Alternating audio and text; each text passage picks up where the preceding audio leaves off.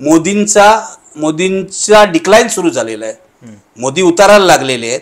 हे सरकार जावं किंवा या सरकारचा पराभव व्हावा असं मला वाटत होतं. भाजपला स्वतःच्या बळावर बहुमत मिळालेलं नाही. भाजपला 250च्या आत जागा मिळाल्या तर तो मोदींचा वैयक्तिक पराभव असेल की स्पीकर तर कराच पण अमित शहाना गृहमंत्री नाही करायचं, की आता मोदींना असं वागता येणार नाही. भारतीय जनतेने त्यांना सांगितलंय तुमची अरेरावी बस झाली, तुमचा माज बस झाला, आता तुम्ही कायद्याप्रमाणे लोकशाहीप्रमाणे वागा. इंडिया आघाडीने सरकार बनवण्याचा अजिबात प्रयत्न करू नये. आणि मोदींनी सातत्याने महाराष्ट्रावर अन्याय केला, मराठी माणसाचा अपमान केला. करोना काळात उद्धव ठाकरेंनी जे काम केलं ना त्यामुळे मुस्लिम समाजाचं उद्धव ठाकरेंबद्दल मत बदललं. जर शिवसेनेचा वोटर कन्वर्ट झाला नसता तर वर्षा गायकवाड निवडून आल्या नसत्या. ही शिवसेना बाळासाहेबांची शिवसेना नाही, ही उद्धव ठाकरेंची शिवसेना आहे. तिचा चेहरा बदललेला आहे आणि माझ्या मते हा उद्धव ठाकरेंचा राजकीय पुनर्जन्म आहे. आम्ही घटना बदलू देणार नाही. यासाठी जर दलित आणि मुस्लिम माणसं एकत्र येऊन वोटिंग करत असतील तर ती ऐतिहासिक घटना आहे. नंबर 2, मला असं वाटतं की आता मोदींची अरेरावी संसदेत आणि संसदेबाहेर चालणार नाही. अटल बिहारी वाजपेयी असतील किंवा अडवाणी असतील हे सुद्धा संघाला मान देत होते. हे पहिल्यांदाच घडतंय की मोदी संघवाल्यांचं ऐकतच नाहीये.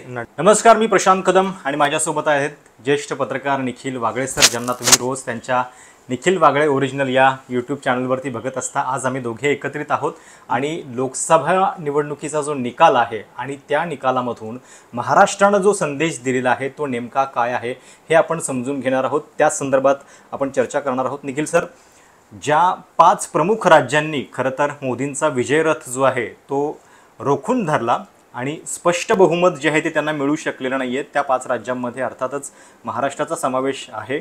आणि महाराष्ट्राने एक जे मॅन्डेट दिलेलं आहे त्याच्यातून एक मेसेज दिसतोय की हे अशा पद्धतीचं राजकारण जे आहे ते आम्ही खपवून घेणार नाही.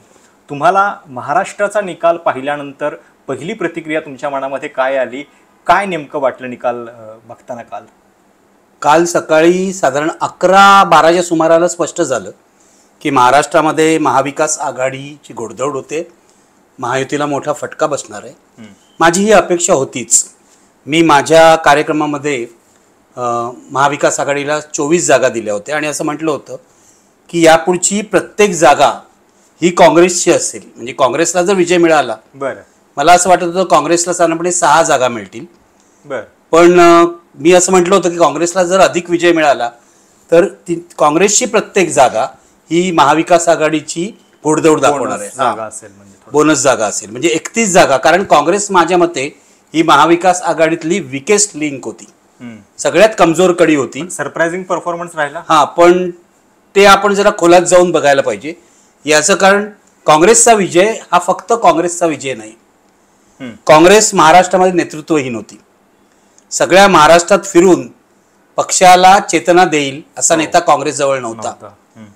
उद्धव ठाकरेच काँग्रेसचे नेते झाले, काही ठिकाणी शरद पवारच काँग्रेसचे नेते झाले आणि काँग्रेस कार्यकर्त्यांना 100 मार्क दिले पाहिजेत. त्यांनी उद्धव ठाकरेंचं आणि शरद पवारांचं नेतृत्व स्वीकारलं. काँग्रेसच्या इतर नेत्यांनीही अहंकार आड येऊ दिले नाहीत. त्यांनी आपापले किल्ले लढवले आणि प्रामाणिकपणे लढवले. यावेळेला दरवेळेला काय होतं, काँग्रेसचे नेते एकमेकाशी भांडण्यातच वेळ घालवतात. आता अगदी गळ्याशी हातमुळे असेल कदाचित, पण त्यांनी प्रामाणिकपणे काम केलं. उदाहरण तुम्ही बघतोय सतेज पाटीलनी कोल्हापुरात जे काम केलं, बरोबर, वडेट्टीवारनी तिथे गडचिरोलीला जे काम केलं, असं प्रत्येक यशोमती ठाकूरनी विदर्भात जे काम केलं, लातूरमध्ये देशमुख सुद्धा मैदानात उतरले. म्हणजे विलासराव असते तर प्रश्न नव्हता, पण या आधीच्या निवडणुकीमध्ये इतक्या जोरात देशमुख उतरले नव्हते. मी आधी म्हटलं होतं माझ्या ह्याच्यामध्ये की ही लातूरची जागा जी आहे देशमुख मैदानात उतरलेत म्हणजे जिंकणार काँग्रेस, तशीच ती जिंकली. तर मला असं वाटतं की काल हा निकाल बघितल्यावर मला खूप आनंद झाला, अर्थातच आनंद झाला. कारण दडपशाहीचा पराभव होता. मोदी जावेत, मोदी यावेत, सरकार यावीत, सरकार बदल. गेल्या एवढ्या वर्षामध्ये माझ्या पत्रकारितेच्या जीवनाच्या 40 वर्षामध्ये अनेक सरकार बघताना बघितली, बदलताना बघितली. मात्र हे सरकार जावं किंवा या सरकारचा पराभव व्हावा असं मला वाटत होतं. कारण हे सरकार लोकशाहीवरच हल्ला करत होतं. सगळ्या संस्था या सरकारने कुजवून टाकल्या, सगळ्या संस्था भ्रष्ट केल्या. अगदी पार्लमेंट असेल, न्यायव्यवस्था असेल, ईडी बघा, सीबीआय बघा. काँग्रेसच्या काळात पण भ्रष्टाचार होत होता, काँग्रेसच्या काळातही गडबडी होत होत्या, पण लोकशाहीचं पुतींच्या पद्धतीने दमन त्यांनी केलं नव्हतं. त्यांनी जेव्हा केलं तेव्हा लोकांनी त्यांना फटका दिला 77 साली. त्यानंतर त्यांना माफी मागावी लागली इंदिरा गांधीला. तर मोदी बेदरकार झाले होते. आणि मला असं वाटतं, पण हा तुम्हाला मोदींचा पराभव वाटतो? म्हणजे काही लोकांचं तर म्हणणं असं पण आहे की अजून पण 240 जागा आहेत, काँग्रेसपेक्षा 141 जागा त्यांच्या जास्त. हे सगळे आकडे ना बीजेपी लोकांना फसवायला करते आणि गोदी मीडिया करते. मी कालपासून एक म्हणतोय, माझ्या दृष्टीने एक गोष्ट महत्वाची आहे. पहिली गोष्ट म्हणजे भाजपला बहुमत मिळालेलं नाही. बरोबर. हे मीडिया अजून सांगत नाहीये की भाजप 272च्या खाली आहे, 241 आहे भाजप. भाजपला स्वतःच्या बळावर बहुमत मिळालेलं नाही. 14 आणि 19 पेक्षा ही मोठी गोष्ट आहे, ही अंडरलाईन करायला पाहिजे. अंडरलाईन होत नाहीये मीडियामध्ये, कारण मोदी 3.0 अशा बातम्या चालत आहेत. गोदी मीडिया आहे आपल्याकडे 80%. म्हणून तुझं आणि माझं चॅनल जे आहे युट्यूब चॅनल चालतं, लोकांना खरं ऐकायचंय. पहिली गोष्ट ही आहे की भाजपला बहुमत मिळवून देण्यात मोदी अयशस्वी ठरले. योगेंद्र यादव म्हणाले होते आधी की भाजपच्या जागा 303हून कमी जर झाल्या तर तो भाजपचा नैतिक पराभव असेल. बरोबर. मी तर असं मानत होतो भाजपच्या 10 जागा कमी झाल्या ना तरी तो त्यांचा नैतिक पराभव असेल. भाजपला बहुमत मिळालं नाही तो त्यांचा राजकीय पराभव असेल. आणि भाजपला 250च्या आत जागा मिळाल्या तर तो मोदींचा वैयक्तिक पराभव असेल. इथे मोदींचा वैयक्तिक पराभव झालाय, भाजपचा राजकीय पराभव झालाय आणि नैतिक पराभव तर आधीच झालेला आहे. तिहेरी पराभव झालेला आहे भाजपचा. जरी आपण असं मानूया भाजप सत्तेत असला तरी हे मोदींचं जे सरकार आहे ते 56 इंच छातीच्या माणसाचं सरकार नाही राहणार आहे. हे पंगू सरकार आहे. याला कुबड्या घेऊन चालायचे आहेत एका बाजूला. आणि ते प्रचारामध्ये वारंवार असं म्हणत होते की आतापर्यंत जे झालं ते ट्रेलर आहे, खरा पिक्चर अजून बाकी आहे. काहीतरी एक बोल्ड डिसिजनच्या दृष्टीनं संकेत देत होते. आता ते सगळं करताना त्यांना सगळ्यांचा विचार करावा लागेल, विचारात घ्यावं लागेल. म्हणजे आम्ही आता दिल्लीत पण बघत होतो की कायदे ज्या पद्धतीनं पास होत होते, एकाच पक्षाचे धोरण असल्यासारखं ते सगळे कायदे येत होते. आता ही सगळी कार्यशैली बदलावी लागेल, नाही तर मोदींना जावं लागेल. कारण मला आनंद या गोष्टीचा झाला, मोदी राहिले ठीक आहे, पण विरोधी पक्ष प्रबळ झालेला आहे. ज्या लोकशाहीमध्ये विरोधी पक्ष प्रबळ असतो ती लोकशाही लोकांच्या समस्यांबाबत, लोकांच्या संवेदनांबद्दल अधिक जागरूक असते. आणि ते 14 पासून होत नव्हतं. मोदींना वाटत होतं आपल्याला पूर्ण मॅन्डेट दिलेलं आहे, आपण काहीही करू शकतो. पूर्ण मॅन्डेट विकासासाठी होतं. पूर्ण मॅन्डेट मुसलमानांचा द्वेष करण्यासाठी नव्हतं. पूर्ण मॅन्डेट घटना गुंडाळण्यासाठी नव्हतं. यांची मजल एवढी गेली यावेळेला 400 पार आम्हाला करा असं ते सांगत होते, अबकी बार 400 पार. आणि काही खासदार तर म्हणत होते की आम्ही घटनाच बदलणार आहोत. लोकांनी दाखवून दिलं की तुम्ही घटना बदलू शकत नाही, आम्ही तुम्हाला खाली आणणार. आणि लोकांनी 241 वर आणलेलं आहे. बरोबर. काल जेव्हा त्यांचं भाषण होतं, म्हणजे दरवेळी प्रत्येक निवडणूक झाली की पक्षाच्या कार्यालयामध्ये त्यांचा एक समारंभ असतो. काल ते कसं संबोधित करतात याच्याकडे सगळ्यांचं लक्ष होतं. काल त्यांच्या भाषणामध्ये आवर्जून NDAचा उल्लेख येत होता. आणि जय श्रीरामच्या ऐवजी सुरुवात त्यांनी अगदी जय जगन्नाथ म्हणून केली, कारण ओडिशामध्ये यश मिळालेलं होतं. थोडंसं कालची बॉडी लँग्वेज बघितली तर तुम्हाला असं वाटतंय की मोदींना आता हे सगळं ॲक्सेप्ट करणं थोडंसं जड जाईल? कारण याच्या आधी त्यांनी कधीही आघाडीचं सरकार चालवलेलं नाहीये. गुजरातमध्ये सुद्धा जेव्हा ते मुख्यमंत्री होते स्वबळावरती सरकार होतं. मोदी हे अरेरावी प्रवृत्तीचे गृहस्थ आहेत. त्यांना एक हाती सगळं करण्याची सवय आहे. अमित शहाना बरोबर घ्यायचं, अमित शहा हे त्यांचे अमात्य किंवा मॅनेजर पण, त्यांना बरोबर घ्यायचं आणि सगळं करायचं. त्यामुळे मोदींना हे कठीण जाणार आहे. आत्ता दिल्लीत बातमी अशी चालू आहे, काल शिवशंकर सिंगनी लिहिलेलं आहे ट्विटरवर की चंद्राबाबू नायडूंनी पहिली अट घातलेली आहे की स्पीकर तर कराच पण अमित शहाना गृहमंत्री नाही करायचं. आता हे मोदी मान्य करू शकतील का? हे असं होणार आहे जे वाजपेयी सरकारमध्ये होत होतं ना ओढाताण, ती सगळी आता होणार आहे. पण सगळ्यात महत्वाची गोष्ट तुला सांगतो, भाजपचे जुने कार्यकर्ते आणि संघाचे जुने कार्यकर्ते खुश आहेत. हे सत्य सांगतो मी तुला. मला फोन येत आहेत भाजपच्या जुन्या कार्यकर्त्यांची, आपल्या ओळखी आहेत इतक्या वर्षांच्या. ते म्हणतात बरं झालं यांना लगाम बसला, महाविकास आघाडी त्या फडणवीसना लगाम बसला, बरं झालं असं खाजगी फोन करून. मला काल भाजपच्याच एका चांगल्या पदाधिकाऱ्याचा फोन होता. त्याची प्रतिक्रिया होती की या निकालामुळे आमचा पक्ष वाचला. एक्झॅक्टली हेच बोलतायत. काय सांगतं म्हणजे हे? नाही, त्यांच्यामध्ये पण अंतर्गत तणाव होता ना. इंदिरा गांधीच्या काळामध्ये जसा काँग्रेस पक्षामध्ये तणाव होता सतत, इंदिरा गांधींची हुकुमशाही, मग हुकुमशहापुढे लाचार होणारे देवकांत बारुआसारखे लोक वगैरे, हा इतिहास पाहिलेला आहे. तेच इथे सुरू झालं होतं. किती लाचारी, म्हणजे पंतप्रधान हे बोलतो की मी माझा जन्म बायोलॉजिकली झालेला नाहीये, मला देवानेच पाठवलाय. अरे असा माणूस जर बोलला असता तुझ्या माझ्यासारखा, तर डॉक्टरकडे घेऊन गेले असते लोक. तर आमचा पंतप्रधानच असा आजारी असल्यासारखा बोलतोय, काय करायचं त्याचं. म्हणजे सगळ्या गोष्टी हाताबाहेर जात होत्या. पुतीनचं जर बारकाईने जर पाहिलंच तर पुतीन असाच वागतो, आपण काहीतरी एकदम चमत्कार असल्यासारखा. आणि त्यांनी सगळी व्यवस्था जी आहे ती सडवून टाकलेली आहे, विरोधकांना तुरुंगात टाकलेलं आहे. मोदींनी तेच केलं, दुसरं काहीच केलं नाही, वेगळ्या पद्धतीने केलं. सीबीआय ईडीचा वापर करून किती लोकांना यांनी तुरुंगात टाकलं, आपल्या राजकीय विरोधकांना. भाजपमधल्या भ्रष्टाचारांना अजिबात हात लावला नाही, त्यांना वॉशिंग मशीन मध्ये टाकून साफ करून घेतलं. मला हेच म्हणायचं आहे की आता मोदींना असं वागता येणार नाही. भारतीय जनतेने त्यांना सांगितलंय तुमची अरेरावी बस झाली, तुमचा माज बस झाला, आता तुम्ही कायद्याप्रमाणे लोकशाहीप्रमाणे वागा. पण कालचा जो निकाल आलेला आहे त्याच्यामध्ये तुम्हाला विरोधकांसाठी अर्थ नेमका काय दिसतोय? कारण आता एक चर्चा अशी पण सुरू झाली आहे की चंद्राबाबू आणि नितीश यांना या बाजूला वळवण्यासाठीचे प्रयत्न सुरू होतील. अजून थेटपणे कोणी सांगत नाहीये, पण इंडिया आघाडीनं या स्थितीमध्ये नेमकं काय करायला पाहिजे? जे अल्पमतामध्ये आता मोदी सरकार आहे त्यांच्या विरोधात सक्षम विरोधकाची भूमिका बजवायला पाहिजे, लोकांचे प्रश्न मांडायला पाहिजे, की या परिस्थितीमध्ये सरकार बनवण्याचा चान्स घेतला पाहिजे? मला असं वाटतं व्यक्तिशः की इंडिया आघाडीनी ही यशाची सुरुवात मानावी, हा शेवट मानू नये. इंडिया आघाडीनी सरकार बनवण्याचा अजिबात प्रयत्न करू नये.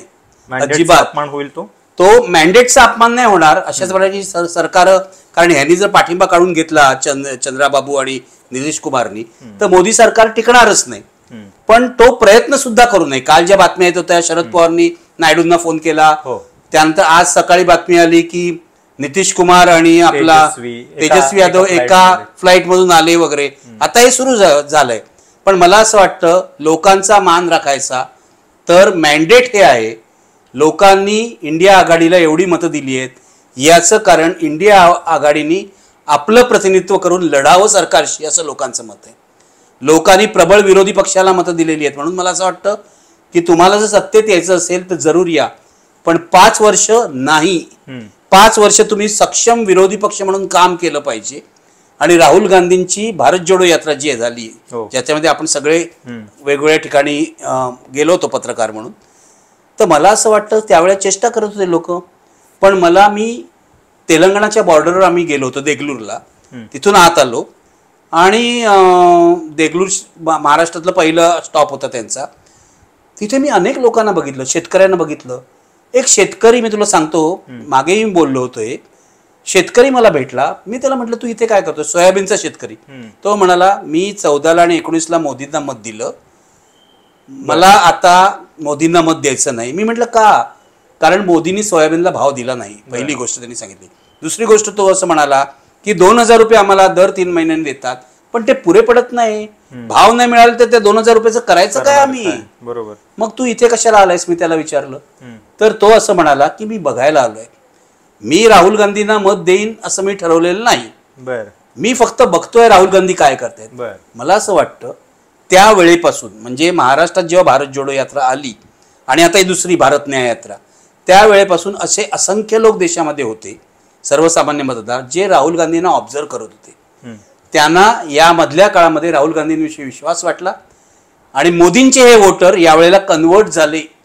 म्हणून ग्रामीण भागातून इंडिया आघाडीला मोठ्या प्रमाणावर जागा मिळालेल्या आहेत. जवळजवळ 70 जागा मिळाल्या ग्रामीण भागातून. दिंडोरी सारखी जागा की जिथं केंद्रीय आरोग्य राज्यमंत्री उमेदवार होत्या भाजपच्या, ती जागा भाजपनं गमावलेली आहे. ती कांद्याबद्दलची जी अशी धोरणं सतत बदलणारी, त्याचा फटका निश्चित बसला. 100%. महाराष्ट्रातला निकाल बघितल्यानंतर तुम्हाला काय वाटतंय की हे कशामुळे झालेलं? म्हणजे मराठा आंदोलनाचा एक इफेक्ट होता, सोबतच नेतृत्वाचा पण एक, की ज्या पद्धतीने इन्कमिंग झालेलं होतं भाजपमध्ये, म्हणजे पक्ष फोडण्याचं राजकारण, प्लस शेतकऱ्यांचे प्रश्न, काय वाटतं? वेगवेगळी कारण आहेत. तू म्हणालास ते बरोबर आहे. मला पहिलं महत्वाचं कारण असं वाटतं की यांनी जे खोक्यांचं राजकारण केलं ते लोकांना आवडलं नाही.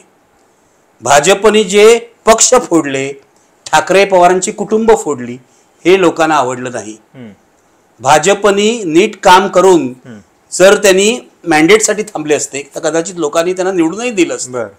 पण तुम्ही अशा पद्धतीचं भ्रष्ट आणि विकृत राजकारण करू नका, हा संदेश लोकांनी दिलेला आहे. नंबर 1, तो महत्वाचा मुद्दा. तू म्हणतोस त्याप्रमाणे त्यांनी वेगवेगळ्या पक्षातले भ्रष्टाचारी आपल्या पक्षात घेतले आणि कालपर्यंत जे 70,000 कोटीच्या बाता करत होते मोदी, त्यांनी अजित पवारांचं स्वागत केलं. हेही लोकांना आवडलं नाही. लोकांनाच कशाला, हे संघातल्या आणि भाजपतल्या जुन्या माणसांना सुद्धा आवडलं नाही.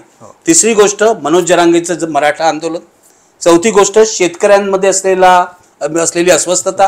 कांद्याचा प्रश्न नैमित्तिक आहे आणि मोदीने अन्यायच केला ना. म्हणजे तुम्ही गुजरात मधल्या शेतकऱ्यांना परवानगी देता कांदा एक्सपोर्ट करायची आणि महाराष्ट्रातल्या शेतकऱ्यांना बंधनं घालता, हा महाराष्ट्रावर अन्याय आहे. आणि मोदींनी सातत्याने महाराष्ट्रावर अन्याय केला, मराठी माणसाचा अपमान केला.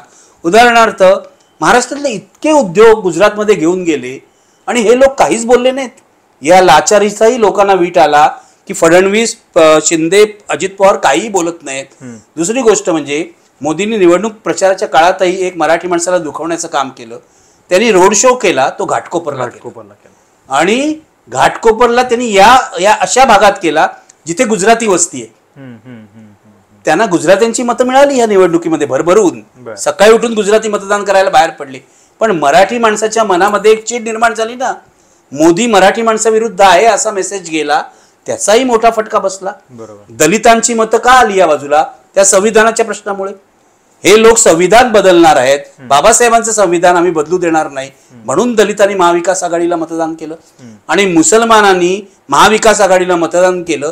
मुसलमान हा पूर्वीपासून त्यातला काही भाग हा काँग्रेसचा वोटर होता.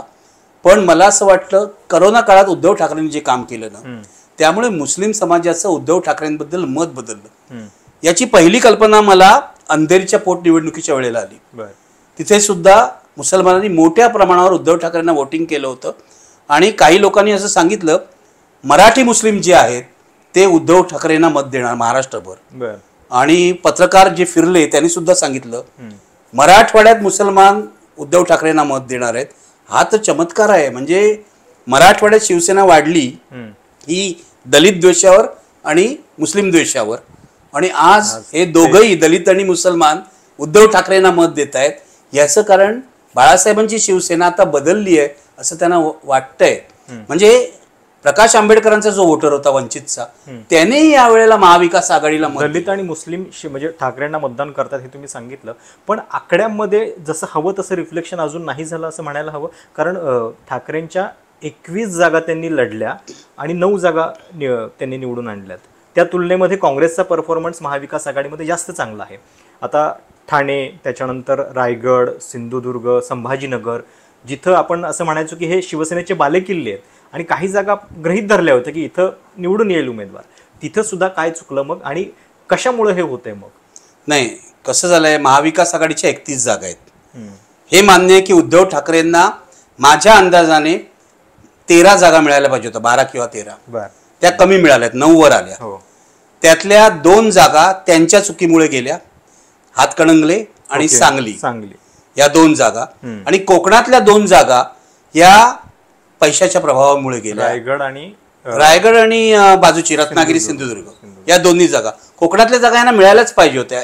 एक तर यांचे एफर्ट्स कमी पडले यांच्या स्थानिक लोकांचे, आणि दुसरं म्हणजे प्रचंड प्रमाणावर पैसा या निवडणुकीत ओतला गेला.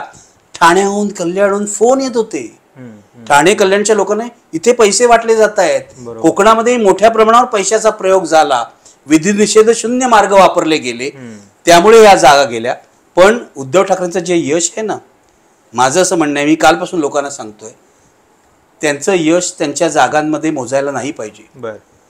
तसं जर केलं तर आपण भाजपला मदत करू, कारण भाजपला हेच म्हणायचंय, बघा उद्धव ठाकरेंना फक्त 9 जागा मिळाल्या, शिंदेना 7 जागा मिळाल्या, आमच्याकडे असताना 18 मिळत होते असंही म्हणतील. त्यांच्याकडे 5 खासदार होते, त्यांना हिशोब नाही येत. आशिष शेलार आणि देवेंद्र फडणवीसना लहानपणापासून त्यांचं गणित कच्चं आहे असं मला वाटतं. किती खासदार राहिले होते उद्धव ठाकरेंकडे? 5. आता जर 9 झाले तर 4 वाढले. शिंदेकडे किती खासदार होते? 13. आता शिंदेचे किती झाले? 7. मग कोणाचे वाढले आणि कोणाचे कमी झाले? म्हणजे भाजपवाले इतके बदमाश आहेत ना, गणित पण बदलून टाकतात, आकडे फिरवतात आणि कमी मतं पडली तर कशी आम्ही उत्तम आहोत हे लोकांना आणि कार्यकर्त्यांना सांगत बसतात. तर भाजपचा खोटारडेपणा आता चालणार नाही. मुद्दा आहे की उद्धव ठाकरेंना, बरोबर आहे तुझं म्हणणं, जागा कमी पडल्या, त्यांच्याही अपेक्षेपेक्षा जागा कमी पडल्या. मला असं वाटतं त्यांची अपेक्षा 15-16ची असेल, जागा कमी पडल्या. पण उद्धव ठाकरेंचं यश एवढंच नाही. आपल्या ज्या काँग्रेसच्या जागा दिसत आहेत ना 13, या निवडून आल्या आहेत त्या उद्धव ठाकरेंमुळेच आलेल्या आहेत. जशी इथलीच मुंबईमधली पण आता वर्षा गायकवाडची जागा पूर्णपणे त्यांच्यामुळे आलेली आहे. पण उद्धव ठाकरेंनी मोठं काम केलं, म्हणजे त्यांनी व्यापक भूमिका घेतली. त्यांनी महाविकास आघाडीचं नेतृत्व केलं. ते फक्त शिवसेनेचं स्वतःचं नेतृत्व नाही करत बसले. महाविकास आघाडीला 2 माणसांनी नेतृत्व दिलं, एक उद्धव ठाकरे आणि दुसरे शरद पवार. शरद पवारांच्या वयामुळे मर्यादा होत्या, भाषणाच्या मर्यादा होत्या, पण उद्धव ठाकरेंची इतकी आक्रमक भाषणं म्हणून त्यांनी चांगलं काम केलं. कोणी उद्धव ठाकरेंनी या निवडणुकीमध्ये नाही, माझं म्हणणं आहे प्रचाराचं नाही, त्यांनी लिडरशिप दिली ना. बरोबर, त्यांनी महाविकास आघाडीला लिडरशिप दिली, म्हणजे त्यांनी काँग्रेसला सुद्धा लिडरशिप दिली. हे लक्षात घ्या. काँग्रेसच्या ज्या 13 जागा निवडून आल्या आहेत नाही, काँग्रेसवाल्यांचं यश आहेच. काँग्रेसवाल्यांनी प्रामाणिकपणे काम केलं हे मी तुला आधीच सांगितलं. पण त्यामध्ये उद्धव ठाकरेंचं सुद्धा यश आहे. वर्षा गायकवाड निवडून आल्या. जर शिवसेनेचा वोटर कन्वर्ट झाला नसता तर वर्षा गायकवाड निवडून आल्या नसत्या. हे महाराष्ट्रात सर्वत्र झालंय. त्यामुळे उद्धव ठाकरेंचा वाटा काँग्रेसच्या यशामध्ये सुद्धा आहे, एनसीपीच्या यशामध्ये सुद्धा आहे. आणि सगळ्यात महत्वाची गोष्ट म्हणजे आता विशाल पाटीलला उमेदवारी दिली नाही ही उद्धव ठाकरेंची चूक झाली, हे मी पहिल्यापासून मानतो. किंवा राजू शेट्टींना उमेदवारी दिली नाही ही त्यांची चूक झाली. त्यामुळे या 2 जागा त्यांच्या यादीतून कमी झाल्या. नाहीतर कोकणातल्या 2 जागा आणि या 2 जागा म्हणजे 9 आणि 4 13 जागा झाल्या असत्या. पण त्यांनी जागांच्या पलीकडे जाऊन हा मोठा रोल खेळलेला आहे. माझ्या दृष्टीने महाराष्ट्राच्या भावी राजकारणाच्या दृष्टीने हे त्यांचं कॉन्ट्रीब्युशन खूप महत्वाचं आहे. आणि महाराष्ट्रामध्ये इतिहास घडलेला आहे. मी मगाशी सांगितलं दलित मुसलमानांची मतं शिवसेनेला मिळाली. हा इतिहास अशा दृष्टीने आहे की महाराष्ट्रामध्ये हे कॉम्बिनेशन कधीच झालं नव्हतं. मराठी माणूस म्हणजे मुंबईमध्ये तर हे डेडली कॉम्बिनेशन आहे. मराठी माणूस, मुस्लिम आणि दलित. मुंबईतल्या 6 मतदारसंघांपैकी जर तू आकडेवारी बघितलीस तर 5 मतदारसंघ म्हणजे एक उत्तर मुंबई हा मतदारसंघ पियुष गोयलचा सोडला तर 5 मतदारसंघात मराठी, मुसलमान आणि दलित हे डेडली कॉम्बिनेशन आहे. हे अमराठी लोकांपेक्षा सुद्धा जास्त आहे. म्हणजे जी अमराठी मतं म्हणजे अॅरिथमॅटिक वाईज जी म्हणजे उत्तर भारतीय मतं आहेत, गुजराती मतं आहेत, ही फक्त एकाच मतदारसंघात जास्त आहेत, तो म्हणजे उत्तर मुंबई. बाकी मराठी अधिक मुसलमान अधिक दलित हे यांच्यावर भारी पडतात इतर 5 मतदारसंघात. म्हणजे जे मुंबईत 4-2 झालंय ना, याचं कारण ते आहे शिवसेनेला अशी वोट बँक कधी मिळाली नव्हती. मराठी, मुस्लिम आणि दलित. आणि माझं असं म्हणणं आहे ड्रीम कॉम्बिनेशन त्यांच्यासाठी. ड्रीम म्हणजे त्यांचं ड्रीम होतं की नाही माहित नाही, पण राजकारण असं बदललं की त्यांना हे मिळालं. हे जर त्यांनी जपलं तर महाराष्ट्रावर त्यांची पकड वाढेल. आणि दुसरी गोष्ट, राजकारण, आकडे, निवडणूक बाजूला ठेव, मी दुसरी गोष्ट सांगतो. जर मराठी माणसं, मुसलमान आणि दलित एकत्र आले तर सामाजिक अभिसरणाची किती मोठी प्रक्रिया पुढे जाईल. उद्धव ठाकरेंनी हे बघितलं पाहिजे. ही मतं तर त्यांना टिकवायची असतील तर त्यांना वाटेल तशा भूमिका, अतिरेकी हिंदुत्ववादी भूमिका घेऊन चालणार नाही. ते जे म्हणतात माझं हिंदुत्व आहे, प्रबोधनकारांचं हिंदुत्व आहे, हा शिवसेनेत झालेला बदल आहे. ही शिवसेना बाळासाहेबांची शिवसेना नाही, ही उद्धव ठाकरेंची शिवसेना आहे. तिचा चेहरा बदललेला आहे आणि माझ्या मते हा उद्धव ठाकरेंचा राजकीय पुनर्जन्म आहे. ओके, पण कालचा निकाल बघितला तर भारतीय जनमानसाचं जे एक सामूहिक शहाणपण आहे, त्याचा जो विवेक आहे तो कायम आहे असं म्हणजे सगळ्यांनाच वाटतंय की योग्य संदेश दिलेला आहे, एक बॅलन्स साधलेला आहे. तर या निकालानं नेमकं काय काय दिलासा तुम्हाला वाटतायत की एकूण म्हणजे सगळ्याच व्यवस्थेमध्ये जी घुसमट होत होती, मुस्कटदाबी होत होती, त्याला एक मोकळी वाट जी आहे ती या निकालानं करून दिलेली आहे. किती बदल घडेल असं तुम्हाला वाटतंय? मोदी खरोखर माइल्ड होतील की जास्त आक्रमक होतील आपली पकड ढिली झाली म्हणून?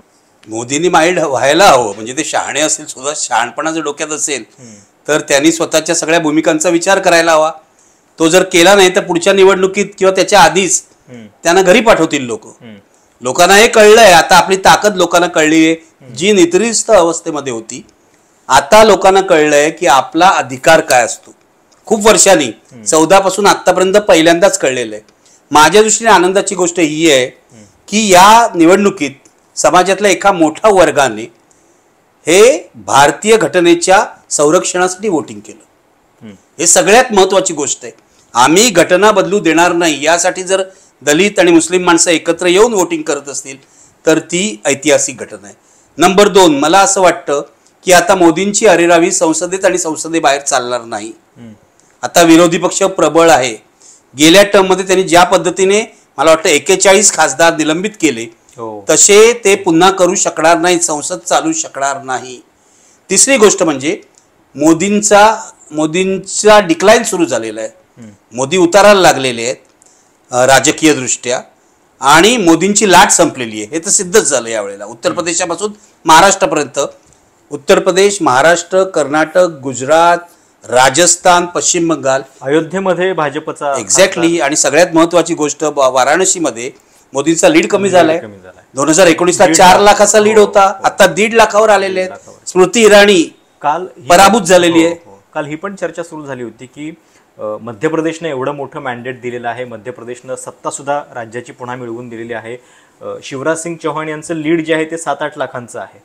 तर एक त्यांच्या नावाची पण चर्चा होताना दिसते. तुम्हाला असं वाटतंय खरोखर एवढा बदल? नाही, मला काय एवढा बदल भाजपवाले आता करतील? मोदी आहेत ना तोपर्यंत मोदी राहतील. कारण माझं असं रिडिंग आहे आणि मला संघामधल्या माझ्या कॉन्टॅक्ट्सनी माहिती दिलेली आहे की मोहन भागवतांना पण हे अति होतं हे वाटत होतं. मोदींना काहीतरी एक अंकुश लावायला पाहिजे त्यांच्यावर हे त्यांना वाटत होतं, संघवाल्यांना सुद्धा. याचं कारण संघाचं कसं आहे माहितीये का, संघामध्ये संघटना ही सर्वतोपरी असते, संघटना सर्वोच्च, व्यक्ती नाही. त्यामुळे अटल बिहारी वाजपेयी असतील किंवा अडवाणी असतील हे सुद्धा संघाला मान देत होते. हे पहिल्यांदाच घडतंय की मोदी संघवाल्यांचं ऐकतच नाहीये. नड्डा मुलाखतीत विधान करतायत. हा, म्हणजे ते म्हणाले ना की आम्ही आता स्वतंत्र झालोत का काय, स्वावलंबी झालोत. हा, इतका उद्दामपणा आलाय. आणि या निवडणुकीमध्ये माझी अशी माहिती आहे संघाच्या जुन्या कार्यकर्त्यांना किंवा संघाशी संबंधित लोकांना तिकीट देण्यावरून संघ नाराज झाला. एक उदाहरण देतो तुला. ही जी पूनम महाजन आहे, खासदार होती 2 वेळा, तिला तिकीट नाकारलं. संघाने मध्यस्थी केली की पूनम महाजनना तिकीट द्या, ती प्रमोद महाजनांची मुलगी आहे वगैरे.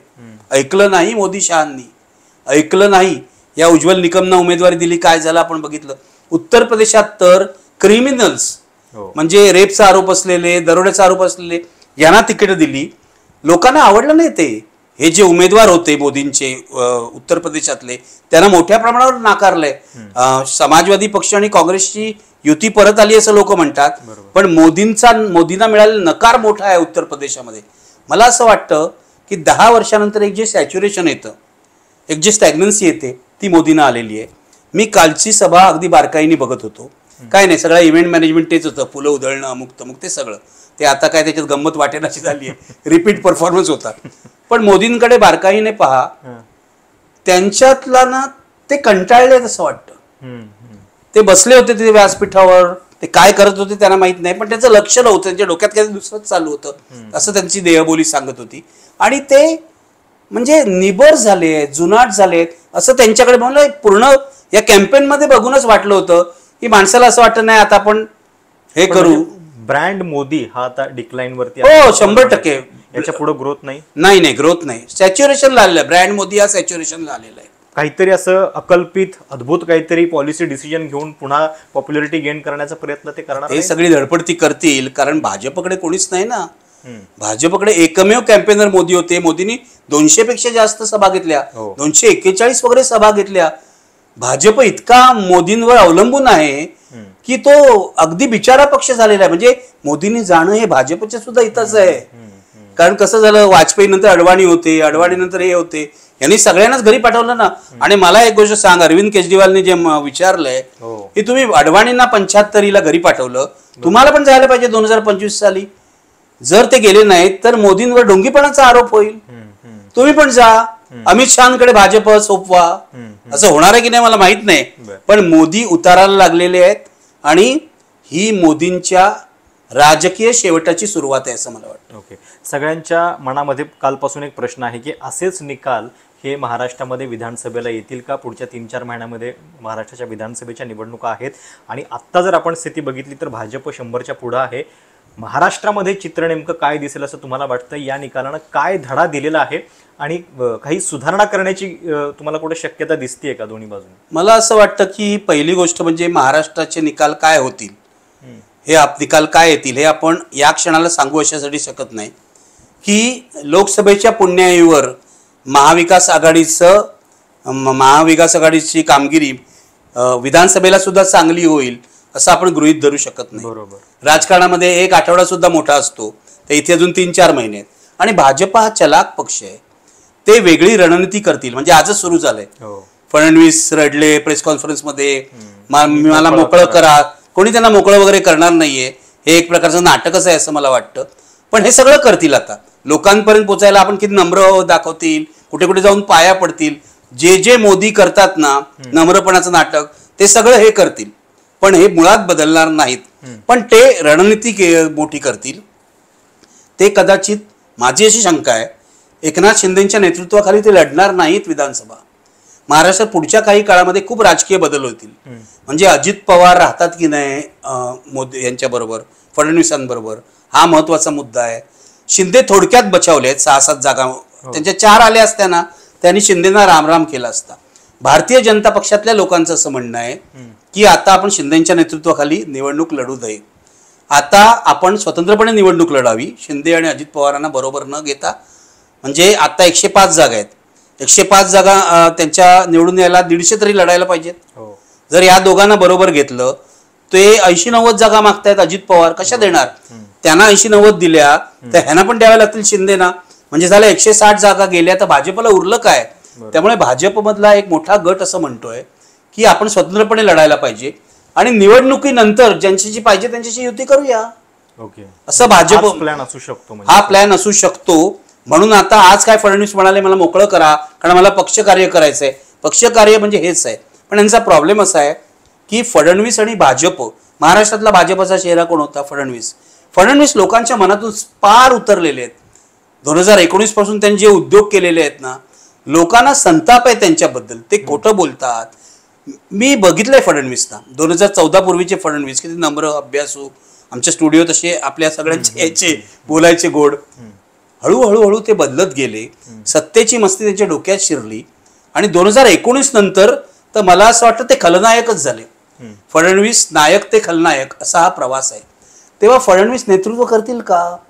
मी तर असं ऐकतोय की भाजपवाले म्हणतात आता फडणवीसना सुद्धा दिल्लीला बोलवून घ्या आणि विनोद तावडेंना महाराष्ट्रात पाठवा. असं भाजप, म्हणजे एक नवा चेहरा मिळेल लोकांचं. फडणवीसांची विषयी जी राग आहे तो बदलेल. आणि आता अमित शहा फडणवीसांना नाराज होतील. 7 जागा म्हणजे झालं काय ना? आधी 23 होत्या, 7 झाल्या, म्हणजे पराभव झाला. आधीच अमित शहा फडणवीसांवर वैतागलेले आहेत. हे सरकार बनवलं नाही 2019ला, तेव्हापासूनच ते अधिक नाराज होतील.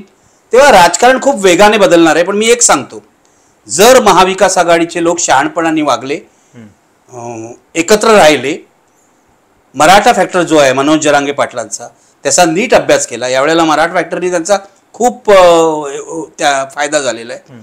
तर त्याचा नीट अभ्यास केला आणि लोकांशी जोडून घेतलं, नागरिकांशी. स्वतःच्या अहंकाराला जास्त महत्व न देता नागरिकांशी जोडून घेतलं, नागरिकांच्या समस्यांची. तर मला असं वाटतं महाविकास आघाडीचं राज्य यायला हरकत नाही. पण या निवडणुकीमध्ये म्हणजे मला हे तुला सांगायचं आणि तुला माहिती आहे की जे सिव्हिल सोसायटीचं इंटरव्हेन्शन झालेलं आहे ते खूप महत्वाचं आहे. म्हणजे तू मुलाखत घेतलीस विश्वंभर चौधरी आणि असीम सरोदे याच्यामध्ये निर्भयपणामध्ये होतात. निर्भय म्हणूच्या काही सभांना मी होतो, पुण्याच्या सभेला वगैरे. पण मुळामध्ये 75 सभा या दोघांनी घेतल्या. हे मोठं काम आहे. हे सगळं सुरू करण्यामागे हा विचार होता की सिव्हिल सोसायटी मुवमेंट महाराष्ट्रातली ऑलमोस्ट डेड झालेली आहे, संपलेली आहे. तर ती पुन्हा जिवंत करायला पाहिजे आणि विश्वंभर आणि असीमनी ती जिवंत केली. माझी भूमिका ही पत्रकाराची आहे. माझी भूमिका त्यांच्या बरोबर राहण्याची आहे, त्यांना लागेल ती मदत करण्याची आहे पत्रकाराच्या भूमिकेतून. मात्र त्यांनी ती सिव्हिल सोसायटी मुवमेंट जिवंत केली. आणि मी संयुक्त महाराष्ट्राच्या गोष्टी वाचलेल्या आहेत आणि मी आणीबाणीनंतरचा काळ बघितलाय. त्या काळामध्ये अशा सिव्हिल सोसायटीच्या सभा होत होत्या. नागरी चळवळ अशी होत होती. आणि जेव्हा ही नागरी चळवळ राजकारणामध्ये हस्तक्षेप करते तेव्हा काय होतं हे महाराष्ट्रात दिसलेलं आहे. तर हा हस्तक्षेप जर विधानसभेपर्यंत चालू राहिला ना तर महाराष्ट्रात निश्चितपणे बदल होणार. आणि या सरकारचं आत्ता जे भ्रष्ट खोकेबाज सरकार आहे त्याचा पराभव होणार, याविषयी माझ्या मनात शंका नाही. म्हणजे एक प्रकारे महाराष्ट्राचं जे वैचारिक जिवंतपण जे आहे ते निर्भय बनवणं सिद्ध केलं आणि या काळात जेव्हा गरज होती तेव्हा उघडपणे राजकीय भूमिका घेतली. म्हणजे अनेकदा असं पण म्हटलं जातं की तुम्हाला हे करण्याची काय गरज आहे, विरोधकांचं राजकारण त्यांचं काम आहे ते, तुम्ही त्याच्यात का पडताय. तर याचा विचार न करता ही थेट राजकीय भूमिका घेण्याची गरज होती असं तुम्हाला वाटतं? म्हणजे घेतलीच ना. हो, म्हणजे सभांमधून विश्वंभर, असीम आणि आम्ही सगळेच सांगत होतो. मी जेव्हा पहिल्यांदा सभेमध्ये बोललो की मी कोणत्याही पक्षाचा माणूस नाही, मी पत्रकार आहे, पण यावेळेला तुम्हाला सांगतो भाजपचा पराभव करा आणि महाविकास आघाडीला मत द्या. आणि मी हेही त्याला जोडत होतो की उद्या जर महाविकास आघाडी चुकली तर त्यांना जाब विचारायचं पहिलं काम निखिल वागळे करेल. तुमची ख्याती आहेच त्याच्याबद्दल की नाही नाही, ते तर आपलं काम आहे ना. म्हणजे आपण हजामत करायला वस्तारा घेऊनच बसलेलो आहोत, आपण पत्रकार आहोत. तेव्हा माझं म्हणणं असं आहे की हा जो सिव्हिल सोसायटीचा दबाव होता ना, म्हणजे मी पुण्याच्या मिटिंगला बघितलं, सर्व पक्षीय लोक तिथे आले होते आणि आम्हाला हल्ला पण भयानक, आणि आम्हाला त्या हल्ल्यातून वाचवण्याचं काम राजकीय कार्यकर्त्यांनीच केलं. राष्ट्रवादीचे कार्यकर्ते होते, काही काँग्रेसचे कार्यकर्ते होते. माझं म्हणणं आहे ही जी सज्जनांची युती आहे, मी त्याला सज्जनांची युती म्हणतो. राजकारणी लोकांवर मी काय फारसा विश्वास ठेवत नाही, त्यांचे काय उद्योग चालतात मला माहिती आहे, पण नागरिकांच्या दबावामुळे निदान खरं काय खोटं काय, चांगलं काय वाईट काय याचा विचार तर राजकारणी करू शकतात. तेव्हा हा सिव्हिल सोसायटीचा दबाव राहायला पाहिजे कायम. माझं केवळ निवडणुकांपुरतं म्हणणं नाही, बरोबर, पोलीस रिफॉर्म्स आहेत, न्यायालयीन रिफॉर्म्स आहेत, ही कामं सुद्धा केली पाहिजे. बरोबर. पण कालचा निकाल बघितल्यानंतर गेल्या 4-5 वर्षामध्ये जे महाराष्ट्राच्या राजकारणाचा चिखल झालेला आहे, जी संस्कृती रसातळाला गेलेली आहे, त्याला कुठेतरी आता ब्रेक लागेल असं वाटतंय की अजून काही परत अजून काहीतरी विपरीतच ह्याच्यातनं घडणार आहे सत्तेच्या लालसापोटी? हे बघ, मी आशावादी माणूस आहे. आशा अमर असते म्हणतात. मला असं वाटतंय बदल होईल. मी आयुष्याची 50 वर्ष हे सगळं, म्हणजे 50 नाही तरी 55 वर्ष हे करतोय सगळं, साधारण वयाच्या 15 वर्षापासून. तर मी कधी निराशावादी झालेलो नाही.